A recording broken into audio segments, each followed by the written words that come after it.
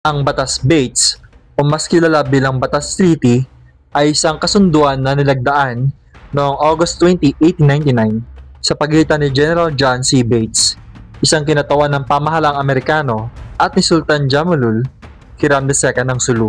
Matapos mapasakamay ng Estados Unidos ang Pilipinas mula sa Espanya sa pamamagitan ng Treaty of Paris, kinailangan nilang kontrolin din ang Mindanao at Sulu upang maiwasan ang labanan at makuha ang kooperasyon ng mga Muslim sa Sulu.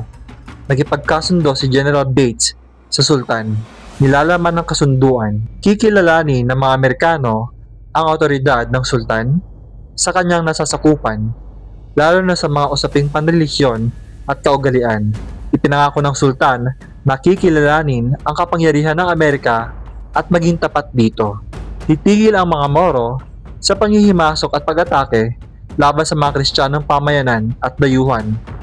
Tutulong ang Amerika sa pagbibigay ng proteksyon at kabuhayan sa mga nasasakupan ng Sultan.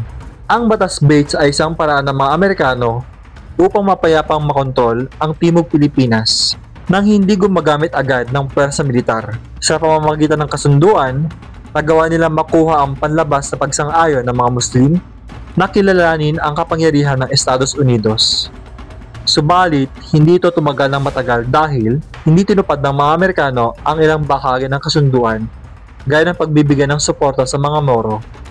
Pinaniniwalaang pansamantala lamang ito para hindi maipit ang Amerikano sa dalawang digmaang sabay, laban sa mga Pilipinong revolusyonaryo at sa mga Moro.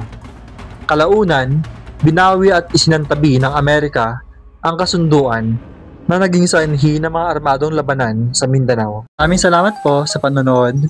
Huwag kalilimutang i-like ang video at mag-subscribe sa ating YouTube channel. Thank you!